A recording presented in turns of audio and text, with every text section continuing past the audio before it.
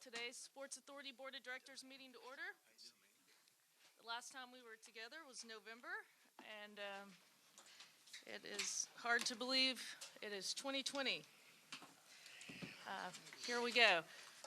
As always, any action of this board, the appeals process can be found on the top of today's agenda.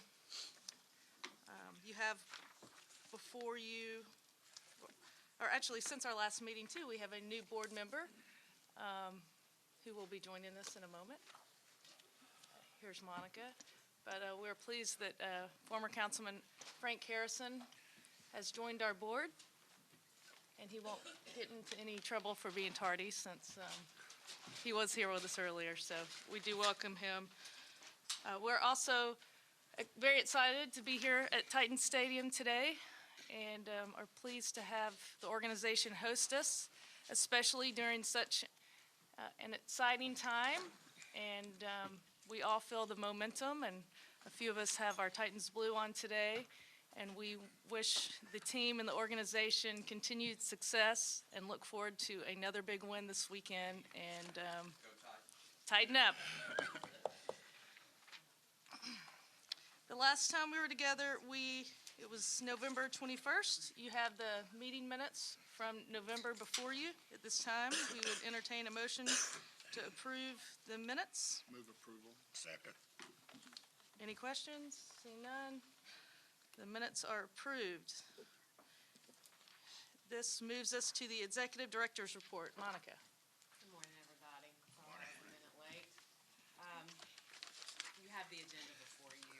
Following my report, the board will receive a report and recommendations from the Finance Committee. Following that report, we will hear from Tom Turner, President of the Nashville Downtown Partnership, and then Tom's report will be followed by a mid-year update on parking and special events from Brasher Burbank and our special events coordinator, Quinn Herring. As usual, the chair will entertain facility questions, and then we will end with a report from Nashville. Are there questions about the agenda? I have a question.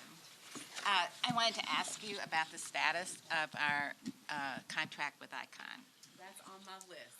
Well, it's not on your list, but in my report, I was going to mention Great. that. So thank you. Let me, I'll start there. Whatever orders. Okay. I'll just start there. In November, the ad hoc committee on women's professional sports met and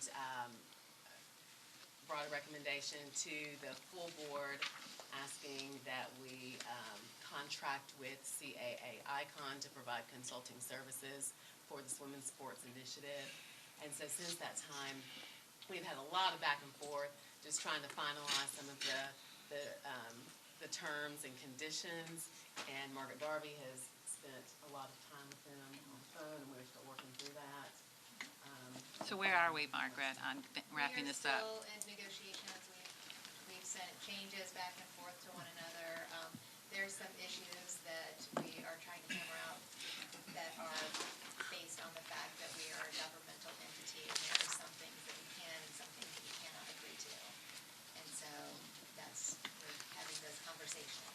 Yeah, I mean, we knew that 2 months ago, what some of those provisions are, and so if they're not going to agree, I guess we need to know that, and we need to move. We're trying to get to the point where we can agree to it, so we are making progress towards getting there, but there's still some elements that need to be hammered out. So, liability, acceptance. Okay.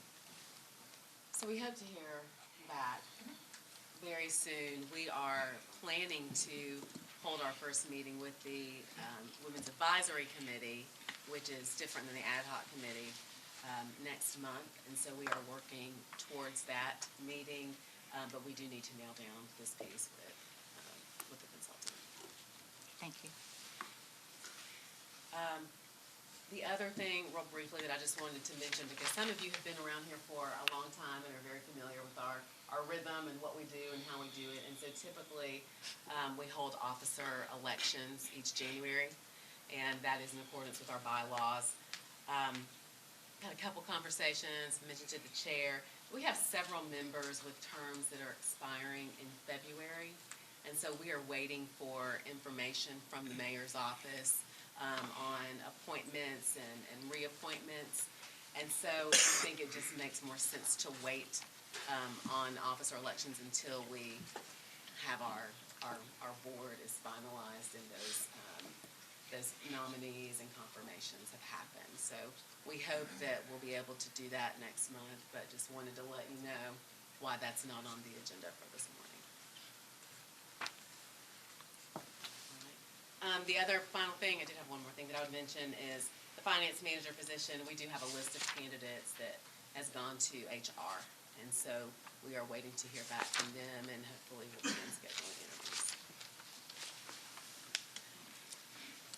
Any other questions? Any questions for me? If not, that concludes our report. Thank you, Monica. Just prior to this morning's meeting, our Finance Committee met, and at this time, we will hear from our chairman, Mr. Glassmeyer. All right, thank you, Madam Chairperson. The first item we had in front of the Finance Committee today was consideration of the Sports Authority fiscal year 21 operating budget. Monica presented the budget. We have the backup of Greg McLaren from Metro Finance, right? The committee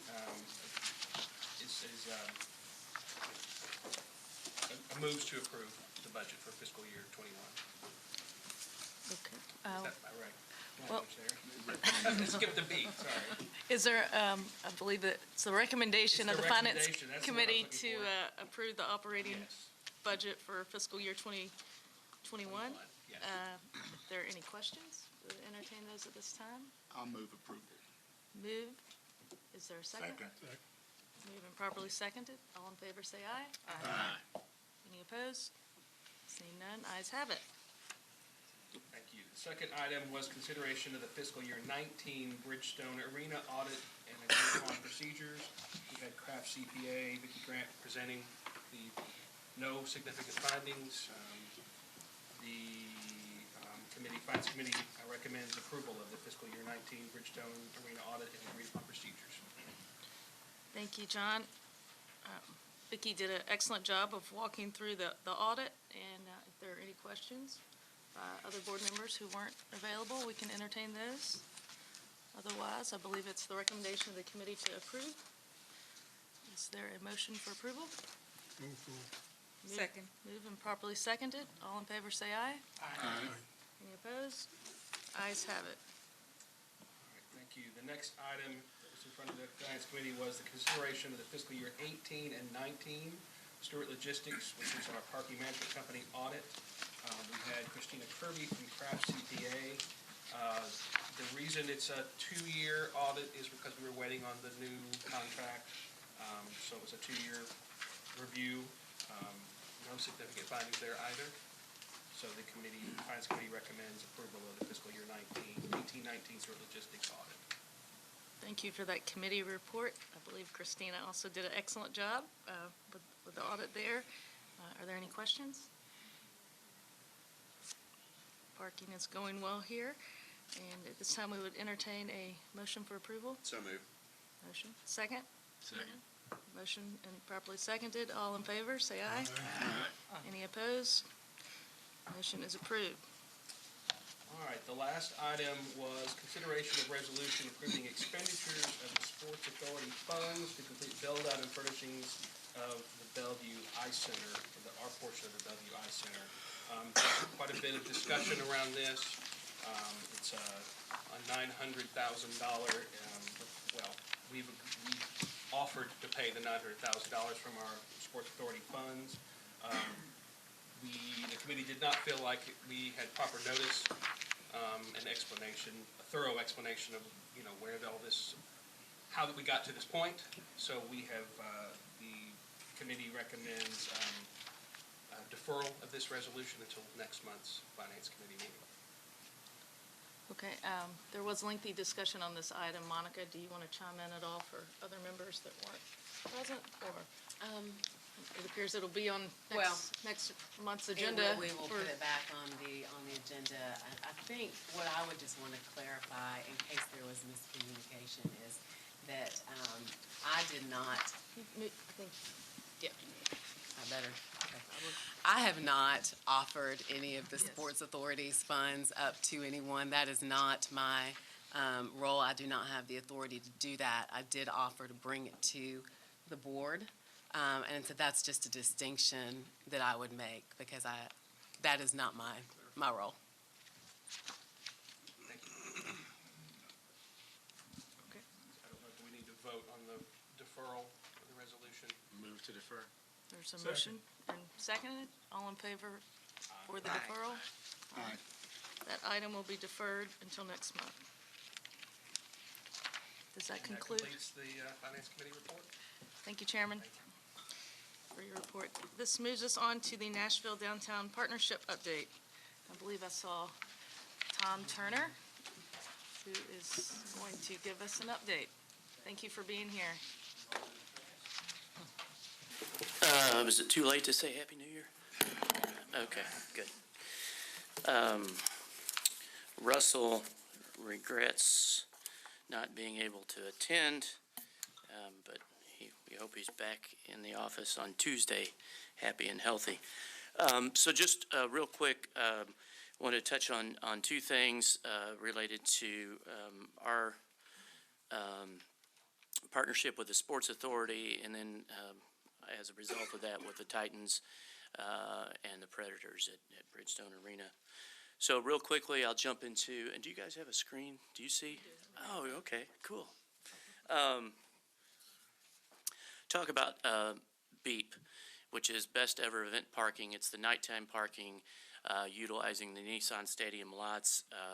Started in March of 2010. There was a very large parking lot just south of Bridgestone Arena, which now consists mostly of the convention center. When that went away, we had a deficit of parking for Bridgestone events, and we started that. The last 2 years, we've had 140 events each year where we've provided service, and it's free parking and a small fee to pay for the shuttle. You can see last year there were about 24,000 people. This doesn't count Bridgestone Arena employees or vendors that use the service as well. And then over the last 9 years, about 240,000 people have used that service. So in total, over 1,000 events, and right now we're averaging about 140 a year. So it's very important for things going on at Bridgestone. Really looking at what's happening, and you think about the events that use the space. You have the SEC Tournament, NCAA, the Women's Final Four, NHL All-Star, Stanley Cup viewing parties, perhaps a viewing party on Sunday for something else we have going on. So a lot going on with event parking in the evening. And then jumping to the daytime shuttle program, which has been in existence since 2002, back when Bill Purcell was mayor. It was actually his idea. I like to give him full credit. So right now we have 7 daytime routes.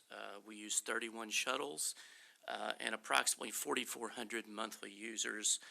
I did the math just sitting over here. I think that's about a stadium full of people every 3 weeks that park there. It takes the stress off of the downtown parking inventory. In fact, right now, 1 out of 17 downtown employees park at Nissan Stadium. And with growth we see with the state coming in and expanding their presence in April, we think that that's going to be about 1 out of 16, and with some growth opportunities, it could be as high as 1 out of 15 before the end of the year.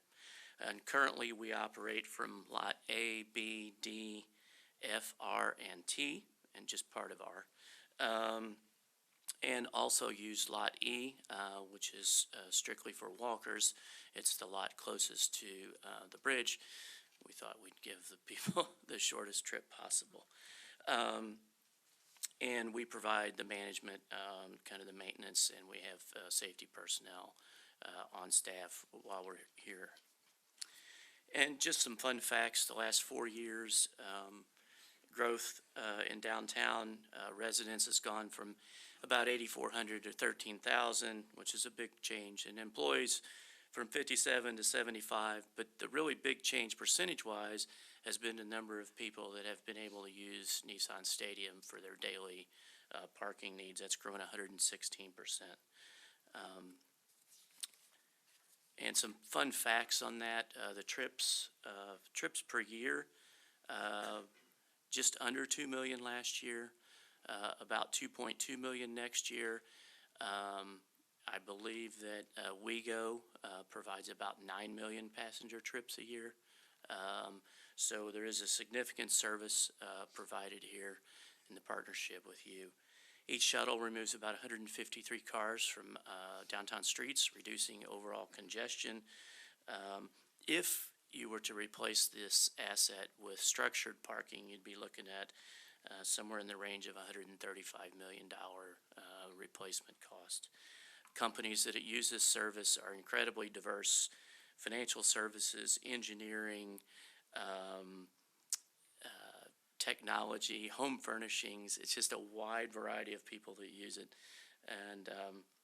And right now, overall, we do a periodic count. About 69% of the people that park here on a daily basis are Davidson County residents. So Nashville, about 3,000 Nashville residents use this each and every day. We calculated the difference in property tax revenue to Metro over the last 8 years. There are about 5 buildings that are seriously underparked. They were built at a time when there was a great promise that people would use public transportation and parking wouldn't be needed. In fact, I think at the time that they weren't necessarily allowed to build the parking that they needed. So you have buildings with 600,000 square feet with under 200 parking spaces. So the change in the value of those buildings in the last 9 years is generating a little over $2 million more additional property tax to Metro because of their ability to lease up space with access to these parking lots. So it goes beyond the daily parker. It goes to Metro coffers. And then when you think about what each employee saves on average per year, you're looking at about $1,800 a year. The difference between the cost to park, or the cost for shuttle service compared to the cost to park in a garage, they save about $1,800 a year. I did the math. That's just under $8 million going into their pocket in a good way that they're saving by utilizing this service. And then just to kind of wrap it up, kind of where we are in 2019, 2020.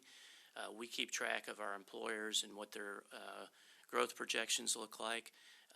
They project the need for about another 500 parking spaces towards the end of the summer. We also have the state coming in the spring, taking up spaces, and we're always evaluating kind of the off-peak options and providing additional service at night for events beyond Bridgestone Arena, and that could extend at some point to downtown nighttime employees as well. But today, all the spaces that we have access to, we have a utilization rate of about 77%. In a parking garage, it's typically going to be in the low 80s. We think ours is a little bit lower because some of the people here may have schedules that allow them to work from home at certain times. So our utilization is about 77%. But with the lots that we have access today, we're closing in on that dreaded full sign. So we value our partnership with the Sports Authority and all the tenants here as well. But we think there's potential for growth going forward. So. What is the request from the state for such a large? Well, the state. I know they have access. Yeah, the state currently occupies several hundred spaces, and they're doing some temporary construction on their lots that kind of ring James Robertson Parkway. So this is a great opportunity. It is. Okay. Yeah. While they're doing construction, and it's kind of phased in, and so they'll be using. I think that I know that they've communicated with the Sports Authority. That's how we found out. Well, anyway, so that's why they need that space, is they're doing temporary reconstruction. So it's not a long-term use from our understanding anyway. So, yes, sir. This probably doesn't really make a lot of difference, but will that change any of the parking that we use for the baseball stadium, the state parking? Is that part of the construction, I guess is what I'm asking?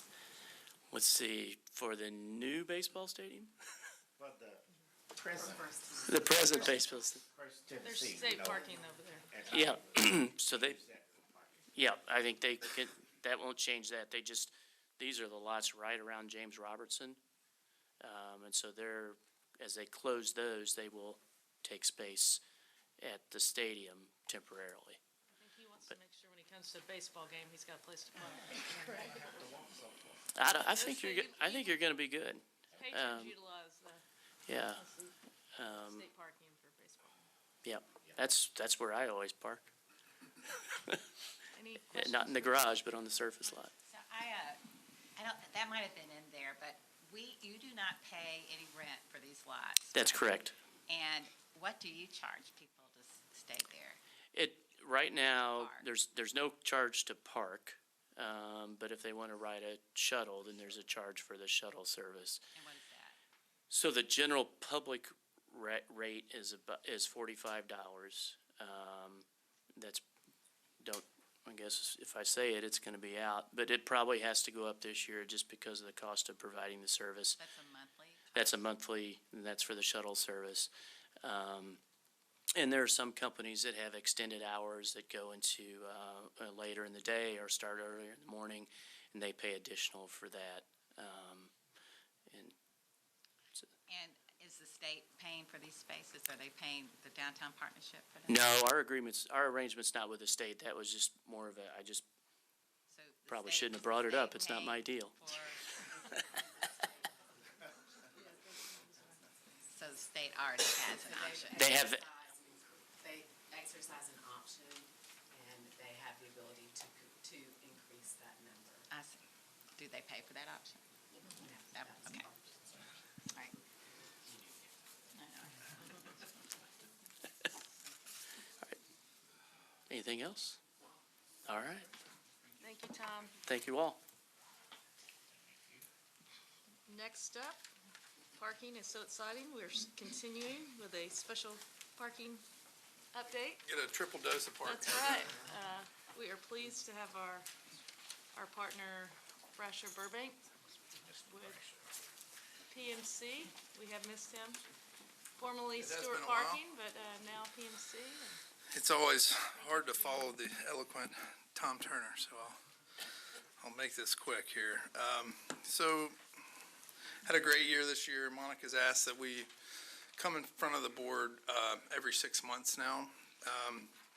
And this first meeting here, just want to kind of give you guys some information on PMC. The last time I was up in front of you guys, we had just made the decision to sell the company to PMC, and I gave you a little bit of information, but it's been about 8 months now, so just want to kind of tell you who we are and what's going on with us. So as some of you guys know, we started Stewart Parking in 2012 with Eddie Stewart, a local businessman here in town. And actually, this Sports Authority agreement was our first contract. And so since then, we grew the company to about a $5 million company, and then back in April of 19, we sold to PMC. But some information on PMC, they're also a local Nashville company based here. I'm sure you've seen us at some restaurants and hotels around in town. We were founded by Tim Wilson in 1992. Since then, about 5 years ago, there were some executives from Town Park that bought into PMC with the vision to grow on a more national scale and to focus more on the hospitality, the hotel industry. So fast forward to 2020, we're about 80% of our business is in the hospitality, hotel,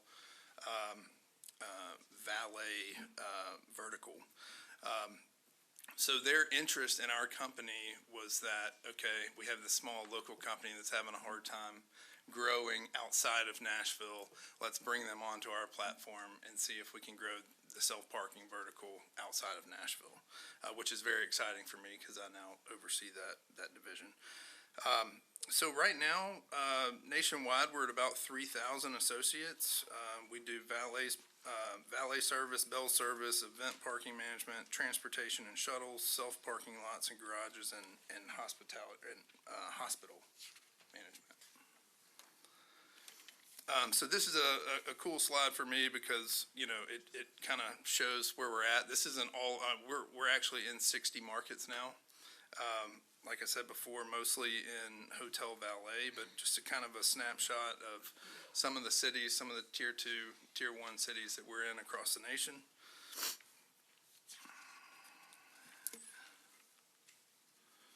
And then also, just since we are talking about Nashville and what we do for you guys, just wanted to kind of highlight the support that we have here now with PMC. So our executive team is located here. We've got a great human resources department.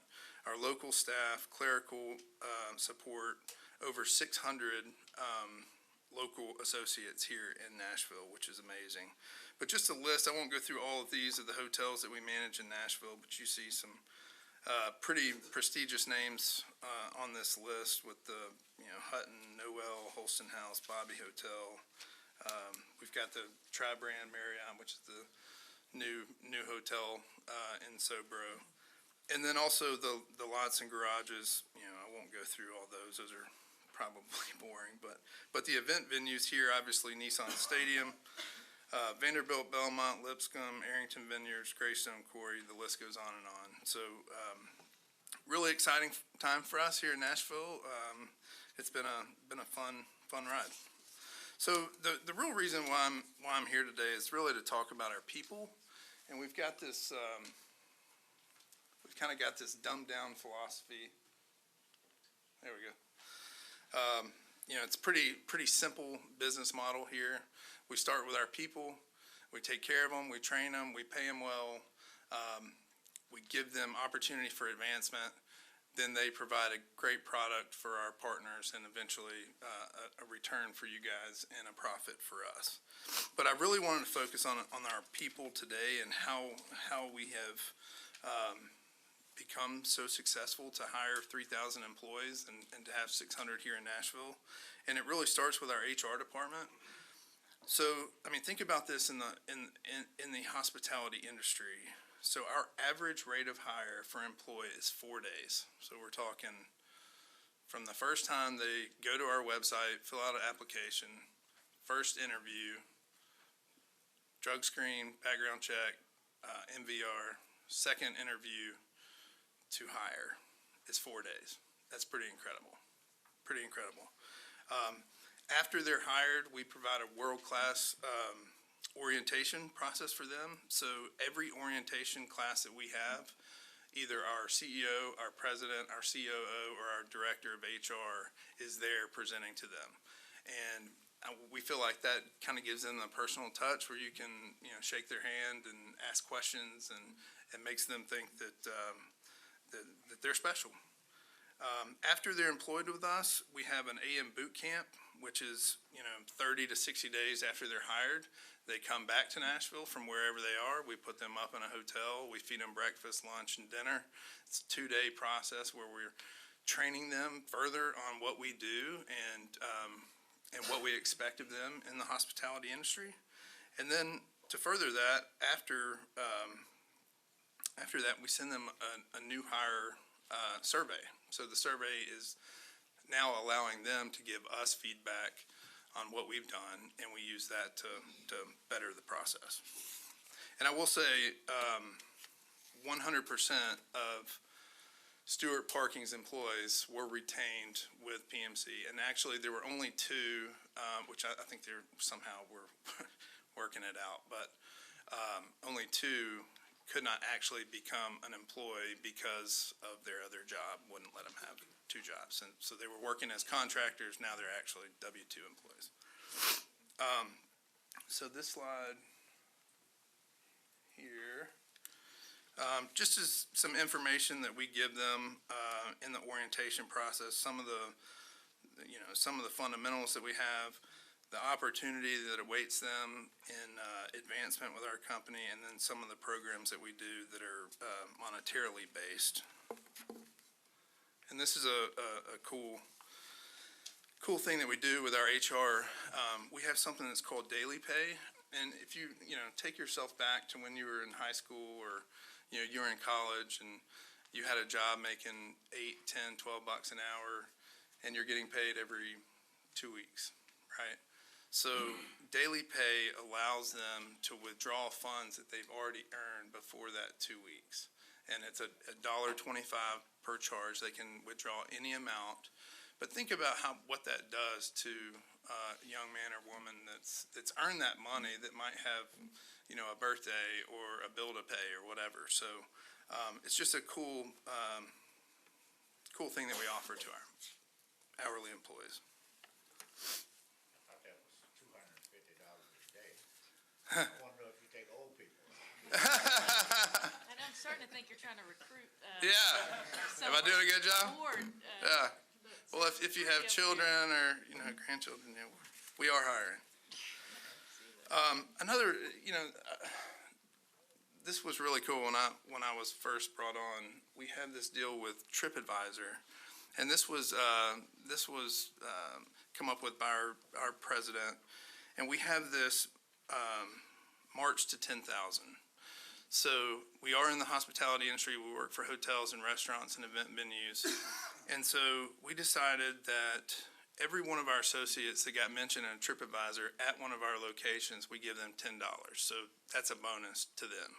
And then the account manager with the most locations gets $1,000 each year. Our clients love this because it gets them on TripAdvisor. It's telling them you've got a great first and last impression at our venue. But our guys have really just taken to this. So in 2019, we had over 4,000 mentions on TripAdvisor.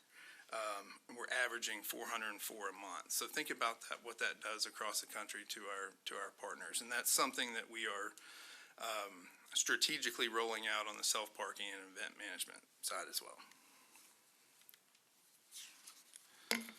I won't talk too much about technology because I feel like every time I come up here, I speak to it. But we are, we're going to the industry trade shows. We're looking at all the newest technology that's out there.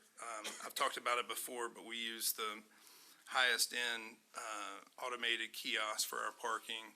We have license plate recognition for our handheld ticket issuers, and we also use parking aggregators, which try to draw in from the web other opportunities for revenue. And all of those systems talk to each other. They're all integrated and use a cloud-based software that communicates in real time. But we'll continue to stay on top of technology here.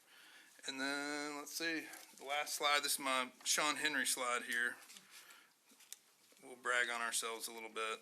And Monica, you probably didn't know this, but this year we hit the 3 million mark in revenue. So far to date, since 2012, 3.265 million in revenue. I won't talk too much about our predecessor, but in 2011, annual revenue was $130,000 and had flatlined, I believe. I don't think it was going up. So you can see from 2012 a steady climb from 259 all the way up to 417 in 2019. We did take a step back. I talked in the Budget Finance Committee meeting. We did take a step back this year, but not by much. I think it was 7,000 from last year, from 425 to 417,000. But we are trending this year 12,000 to date ahead of last year. So yeah, it's been a fun ride. Thank you guys for the opportunity. If you guys have any questions or comments, or be happy to address. Thank you, Brasher. Thank you. Appreciate it. All right, appreciate it. Good work you guys do. I'll turn it over to Quentin and talk about some special events.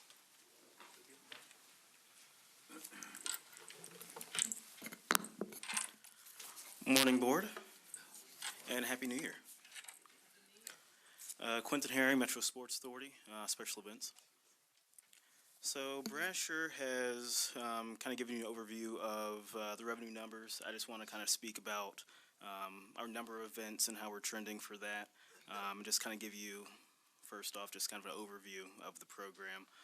So the Sports Authority Special Event Program, essentially what we do is provide the city of Nashville an opportunity to utilize this amazing asset we have as Nissan Stadium. Not anything inside the bowl, but everything on the external footprint. So basically all of our parking lots. And I started with this program as far as taking the helm about 3 years ago. Monica hired me for what I say is a most exciting job in Nashville.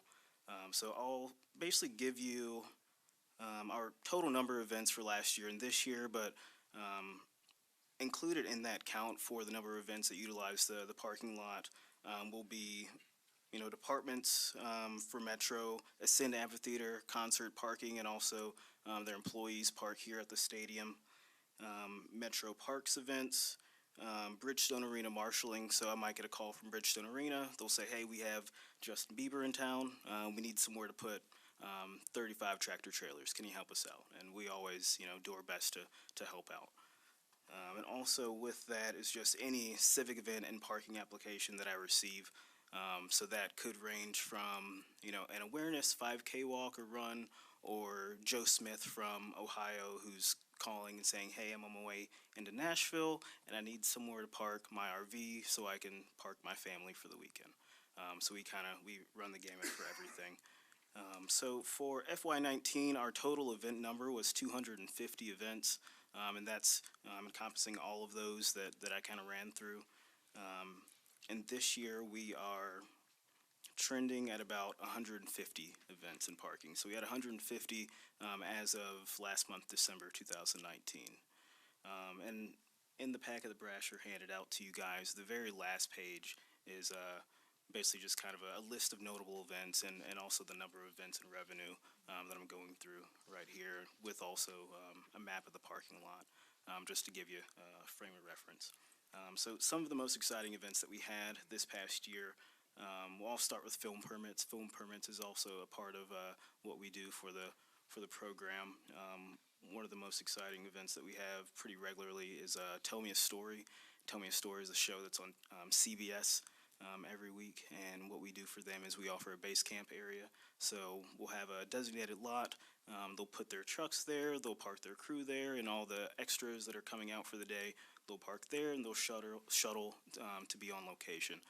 So they might come in for 1 day, they might come in for 4 days, and what we'll do is we'll figure out the best place to put them so that we do not impede on day-to-day operations for bridge building or for the Titans, to make sure that everybody can still operate. We've also done a really cool commercial. We did a commercial for ESPN last year. So this commercial was basically tailgating throughout the seasons, or throughout the years. So they started in the 1960s and went all the way till current time. So it was really nice to be able to come to the stadium, and I would come in on the 1970s day, and there'd be people dressed up in 1970s clothing and really cool 1970s cars, and they'd have cool old like Weber kettle grills, and just see all that excitement was really fun. And also, to have the stadium and the skyline in the background is something fun as well. Let's see here. So for events and parking, so there's a lot of events that use the stadium as their venue space, and there's other events that might be downtown that they'll just utilize the parking lot just for parking for their event. So some of those events include the National Christmas Parade. So the National Christmas Parade, some people might not be aware, but the parade will start here at the stadium. This is the rallying point. All the floats will get here, all the bands will get here, and then they will step off to head downtown for the parade. And also we'll have patron parking for people attending the parade here at the stadium free of charge. Music City Triathlon, the Light the Night Walk, Making Strides Against Breast Cancer, Thanksgiving 5K Run, Rock and Roll Marathon, the NFL Draft, of course, use the stadium as their base camp as well. the Cherry Blossom Festival, Live on the Green, and most recently, Music City Midnight, the New Year's Eve festival that we have. We have free parking here at the stadium and also parking for staff and crew as they're building the event space. Anybody have any questions? Thanks, Quentin. That was a very helpful overview, and we really appreciate all the hard work you're doing on behalf of the authority, and just let us know how we can continue to do more with less. Of course. Thank you. If I could just say too, Quentin really does a fantastic job. And it's a lot of work, a lot of Coordination. logistics. And I regularly hear from people who have worked with him and have just great things to say. He's really gone above and beyond the call of duty. He's involved in a lot of trainings and facility and public safety, just trying to do what he can to make sure that that our guests enjoy their event and that they stay safe through it. So I really appreciate it. Thank you.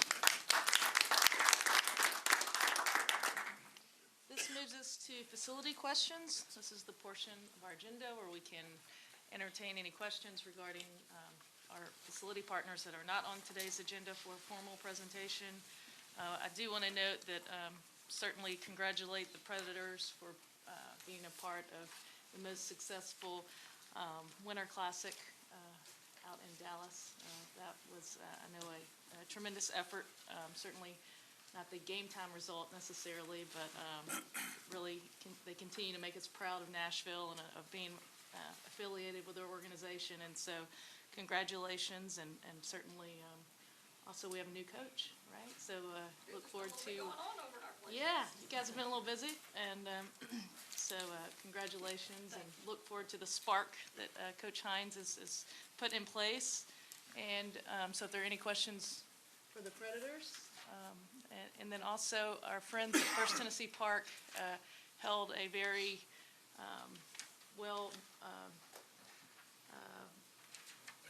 attended GLOW event showcasing our city and our spectacular venue there. And I just want to commend both facilities and also this one for continuing to find new ways, innovative ways to utilize the space inside and outside, as our parking partners have demonstrated. And so are there any questions for First Tennessee on Nashville Sounds? Seeing none, we have a very exciting presentation by Mr. Will Alexander. The Nashville SC will start this year, Nashville Soccer. Thank you. Distinguished members of the board, thank you for the opportunity to be here to talk about something that's been a long time in the making, but it's our city's newest professional sports team will be taking the field at the end of next month. So what I'd like to do today is just give you an update on all the different things we've been working on as we get excited to celebrate our first season.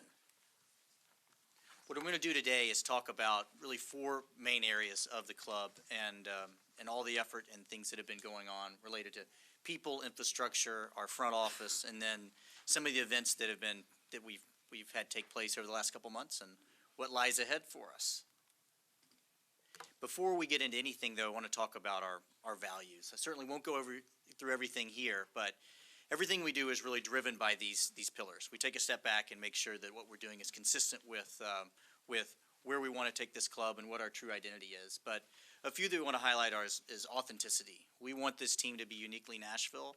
There are plenty of roadmaps for how new Major League Soccer teams can be successful, but every market is different. We want to, and we really want to make sure that we connect with our fans and with our city, and what we do reflects the values of our city. Our community is very important. I think you can look at our majority owner, John Ingram. He said many times that if his goal was to own a soccer team, there's an easier way to go about it than to chase an expansion team and start one from scratch. But he wanted to do something that's special for Nashville, and I think all of us want to do that. With them. So community is very important. And finally, I wanted to highlight inclusivity. Soccer is a sport that has a really broad appeal. We're working very hard to make sure everybody's welcome at our games, feels welcome at our games, and this is really going to be a team for Nashville and for all of Nashville. Talk about people. Got lots of updates here as we're building out our staff, building out our roster. We've got 73 people that are currently on our staff, 15 members of our technical team working with our players, and as of yesterday, we have 30 players have a complete roster. We made some announcements about our coaching staff in the last week to round out that group. Our players actually are going to be in town at an event that I'll talk about at the end of this presentation on Saturday. They're here for several days, then they go off to Florida for about 5 weeks for our preseason training. This number is always changing, so don't hold me to it, but right now our 30 players, I believe, come from 12 different countries. So it's a really diverse group. Now on to infrastructure. Probably the place where we have the most updates and the most progress is our academy. We have great partners over at Curry Ingram Academy. Academy long-term will be where our youth development will take place, and that is where our youth teams will play and practice. Now, in the short term, our first team is there too. The facility's coming along really nicely. We'll be ready for our team to occupy it when they're back in town next month to get ready for the season, and we're really proud about our academy team. Actually, we've got one team, it's the under-12s. They've started playing. They went down over Thanksgiving to a tournament in Atlanta, and we lost one game, we drew one game, and we won one game, which is pretty outstanding for a team that just had tryouts in October. So our youth development system's off to a good start. We're also our front office staff, which we talked about is already numbering in the 70s, is in a 10,000 square foot building over in the Wedgwood, Houston neighborhood, and we're at the due diligence stage on identifying a permanent practice facility where our first team will practice. Next is front office. Now, working at Nashville SC is not quite the party that you can see in that picture there, but we have a lot of fun, and that's what I'm in the middle of. And the things I want to give you an update are on ticketing and corporate partnerships. We have we're in the process of selling season tickets. We're seeing as more and more events and more interest on the team is rising. We're really excited about the pace there. This week and next week are really important in ticket sales too. Group ticket sales began earlier this week. We started a pre-sale for single game tickets to our season ticket holders this morning, and next week they go on sale to the general public. As you can expect, there's a whole lot of interest around our inaugural game, which is here against Atlanta United on February 29th. We're really pleased with where we are on corporate partnership front, and we're proud that it's a mix of Nashville companies and some global brands that are going to be great partners for our club going forward. Some information about our ticket packages here, and we're grateful for the Titans to be able to play here at Nissan Stadium too. Now on to events. What we've done, we've had 2 drafts, and I'll go and give you a little bit more detail about them as we've run out our rosters. MLS teams, basically, there's a lot of different ways to acquire players. Acquire players from abroad, acquire players through trades, but 2 mechanisms are, one is the expansion draft, where we would select players from other teams, and the other is the super draft, where we would pick college players. Both of those have taken place in the last 2 months. One is we'll start with the expansion draft. This is something that hasn't always generated a lot of attention and normally has been done in boardrooms and really not engaged fans. We decided to do something different. We held it at Old Red on Broadway. We had about 1,000 people there. We had Derrick Henry and Mookie Betts, 2 well-known Nashvillians, come and be the celebrity pickers for the draft, and it was a really fun party and generated a lot of attention. Now, next, what I'm going to do is show you a video. It's about 2.5 minutes long, and this is the super draft. And this took place just last week. We had the second, as an expansion team, we had the second pick. We wanted to do something different, and the player that we selected was in St. Louis, and the idea came up was, let's get our supporters in a bus. We've developed during our USL days, a very good supporter culture here in the city. We're developing an identity for that, and put some fans, they didn't even know where they're going, put them in a bus and go up and greet our new draft pick, and here's what happened. Well, we have a bus full of Nashville SC supporters ready to give this guy the surprise of his life. Let's go meet him. All right, here we go. We love you, Nashville. We do. We love you, Nashville. We do. Oh, Nashville. All right. This is exciting. Feels like our Publishers Clearinghouse moment, right? Absolutely. And he has no idea that we're showing up, correct? That's what I think.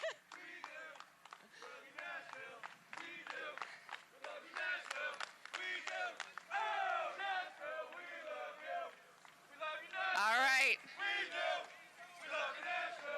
All right, Mike. We're at his house right now. Tell us, who are you selecting in the 2020 Super Draft? With number 2 pick, Nashville selects Jack Mayer from Indiana University. Let's bring him out. This is quite a welcome for your pick. Where's Jack?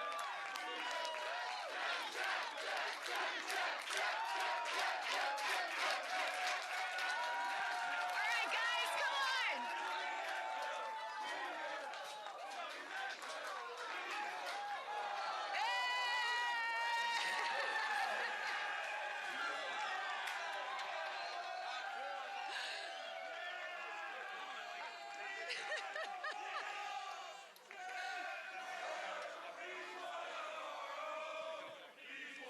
Jack, go meet some of your fans.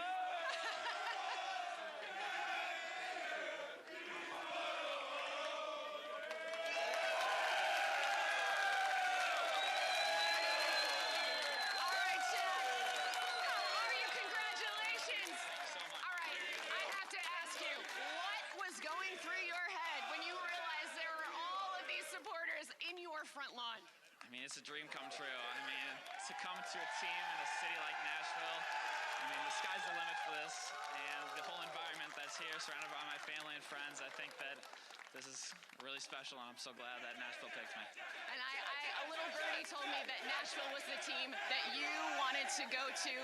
What does it mean that they selected you as their first pick? Yeah, it means the world. I mean, Mike Jacobs is here, and he's an incredible guy, and it's that sort of family that they've built around it, the ties with St. Louis, and I think that this is just a stepping stone for the team as a whole. Well, Jack, congratulations. Enjoy this moment. Adrian, we'll send it back to you. Thank you so much.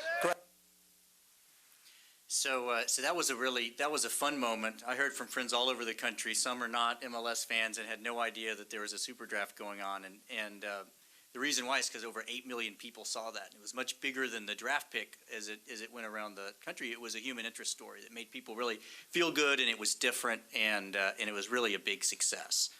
On Saturday, we've got our next big event, and this is a really important one. We're going to reveal our jerseys. These are much anticipated. Supporters are excited to see them. They're excited to be able to place orders for them, and we're also going to have our team there too. So everybody knows who's on our roster, but some have been to Nashville just for a couple days at a time. But everybody's coming back.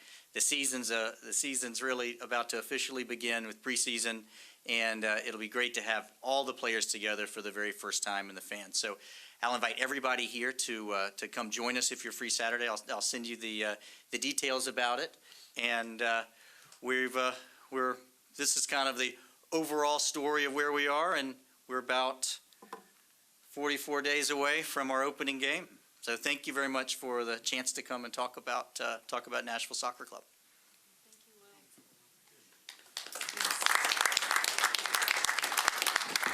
Really appreciate that presentation. It's exciting that we're just days away from having our team play, and thank you for all of your tremendous effort to help personally and professionally bring us to this point. Well, thank you for all the support and the partnership, and it's going to be a great day, February 29th.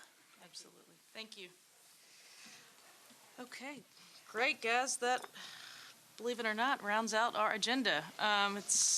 We are scheduled next for Thursday, February 20th. We will be back here in Nissan Stadium. And 10:30. 10:30. Yes. And tonight, or excuse me, not tonight, this weekend, hopefully some people wore their blue today, and I hope we all wear it all weekend, and Sunday is going to be a tremendous day. Our team has been phenomenal on the field and off, and just tighten up. Thank you so much for hosting us, and keep up the good work, Mr. Underwood. Thank you for hosting us today. Congratulations. Chair. want to say one more thing. I don't know if Burke is still here. I talked to Bob earlier, and there he is. I couldn't see him. But we also wanted to get maybe some information on Watch Party. Oh, yes. Burke Nihil with the Tennessee Titans in Nissan Stadium. So probably the biggest watch party the Nashville Convention and Visitors Corporation is hosting on Broadway, replicating the draft scene with the stage at First and Broadway and continuing up Broadway. There'll be activations along Second Avenue as well. We're going to have some of our own inside the George Jones as well as the Underground, but my guess is the center of gravity for watching the game will be on Broadway. So when will it start, the festivities, all day, Sunday, or? Probably so. My guess is it'll be Maybe set up Saturday and night. correct. There's going to be live music. I understand a local television channel is going to be broadcasting before pregame from the scene. So hopefully Nashville shows up and it's a great scene. Great, thank you.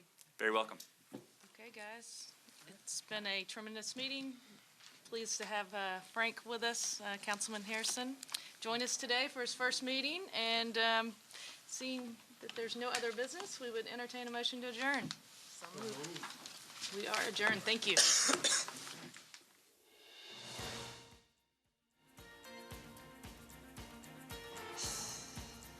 This has been a service of the Metro Nashville Network. If you would like to see this presentation again, or for more information about this and other programs, visit Nashville.gov.